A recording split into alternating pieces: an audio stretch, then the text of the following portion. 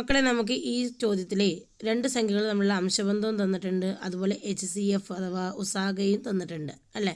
അപ്പോൾ നമുക്കൊരു ചെറിയൊരു റിലേഷൻ അറിയാം. ലസാഗ ഗുണിക്കണം ഉസാഗ സമം രണ്ട് സംഖ്യകളുടെ ഗുണനഫലം. അപ്പോൾ നമുക്കിത് വെച്ചിട്ട് ഉസാഗ ആയിട്ടുള്ള 7 കൊണ്ട് 2നെയും 3നെയും ഗുണിക്കുക. അപ്പോൾ 2 × 7 14, 3 × 7 21.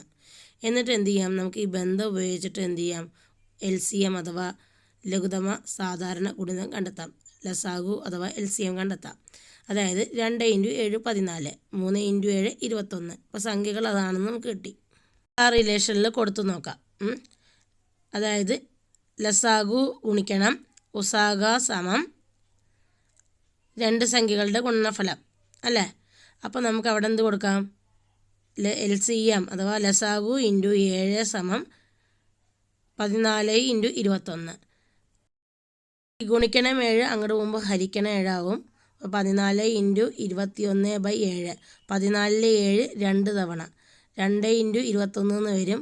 അപ്പോൾ 2 × 21 എത്രയാണ്, 42. 42 ആണ് ആൻസർ.